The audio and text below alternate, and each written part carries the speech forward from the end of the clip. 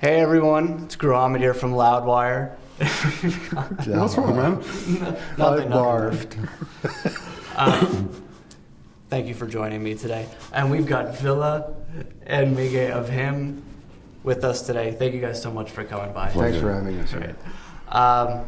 So first of all, you've got some reissues coming out. Reissuing the albums, Greatest Love Songs, Volume 666, Razor Blade Romance, Deep Shadows, and Love Metal on the End Records.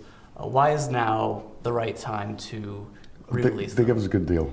And good deal? All right. originally, when we started touring here, the label back in the day, they didn't really push the old albums that much. And then we signed over to a label called Sire under Warner's, I think 2005 or whatever. And that was the first time that, there was some people in a label here in the US that started working for us. So they kind of like, you might want to call them like lost classics. I'm not sure how classic they are, but anyway, so that's the reason to reissue them with some, extras and bonuses. We're trying to figure out which and what and when and blah, blah, blah. We'll be recording all our gigs now. So just figuring it out. And also with the, gonna work on the vinyl box set, right? Yeah. So I hope it's got some exclusive stuff on that too. So, cool. And I know with Volume 666, it was so heavily conceptualized with the 666, recurring stuff with the length and the actual file size and all that. Yeah, we kind of went over the top with that. Is that going to remain in that reissue, or does it not really matter? I don't know how to do down MP3s. How'd you pull that off? It wouldn't look the same. It doesn't work the same. Okay. So because we wanted the Hellraiser sort of effect, They had the box lament, but we all of a sudden, seems like there's something awfully satanically wrong with the CD when it starts just skipping songs and all of a sudden, becomes all crazy and stuff. So awesome. we'll see. Obviously we will keep the Lord downstairs involved, but yes, to what extent, I'm not quite sure yet. Yeah. Of course, last year you released your 8th album, Tears on Tape. Definitely got a really good response from the fans. And I was wondering, in like 20 years or whatever, when people are writing about the career of him, or maybe someone's writing a memoir of him. Epitaph. What part do you think Tears on Tape will play in the story of your career? The last decent album they made. Yeah. I think it really depends on who writes it. If it's the same guy who wrote our earlier memoirs, then it's going to be full of profanities, and. Sure, there's always different angles to look at in each and every album. There's the touring cycle, and there's the how the album was made, and then actually how what kind of an impact the album made on the people. Sure. So usually all those things are very far from each other. Yeah. So and we're way too close to that. We can't see the forest for the trees. Gotcha. We're still in the bus, and we're still learning how to play the newer songs. So it usually takes like at least one more like album in between to be able to kind of like start appreciating or seeing and hearing where it fits in the whole catalog or whatever you want to call it of our morbid band. Judging by the fans at the shows, you've been playing songs like All Lips Turn Blue, the album's title track. How have the fans been reacting to them? Do you think these are becoming new fan favorites? Oh, well, I think it seems to depend on which country we're playing and what night. Really? And yeah, because also we play a lot of stuff from the stuff that's going to be reissued. We play like For You, which we haven't been playing on tours in many, many years, which is the first track of our first album anyway. But it seems that those songs they create a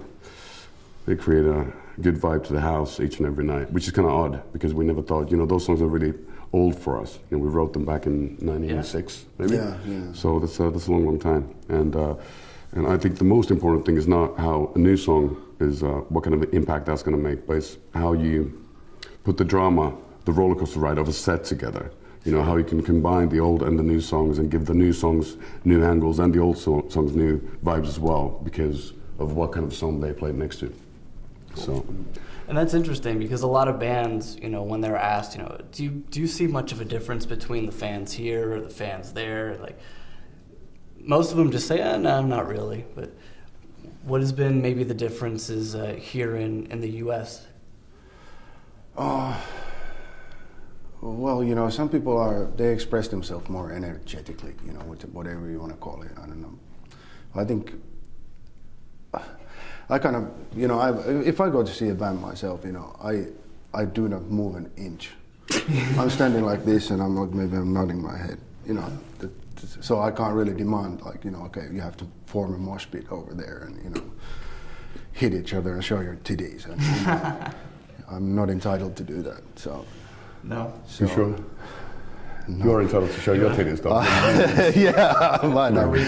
Mine are biggest in the house usually. So that's catastrophic.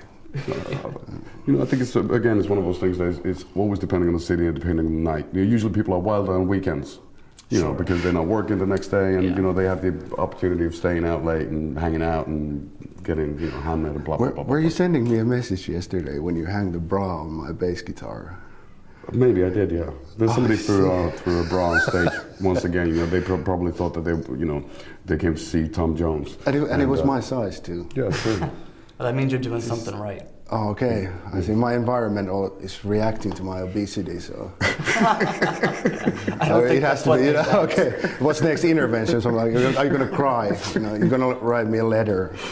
I don't think I could. Okay, I know you could. I don't think there our last album? Yeah. Okay, I have to study the lyrics. Intervention. Before the Tears on Tape recording sessions, your drummer had issues with his hands. He has multiple issues. But in that particular moment in time, it was issues. It was the hands, yeah. He had like a repetitive strain injury / a tennis elbow / some odd nerve damage. Yeah. There was a lot of stuff that the docs found out, and we were really surprised. And all of a sudden, he had to come and relearn how to play the drums from scratch. Sure. And he said they just hurt so much you can pick up the sticks and. The guy is an ambidextrous masturbator, and that's a rarity. Yeah, well, that could have been one of the reasons.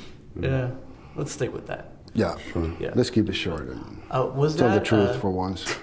Okay.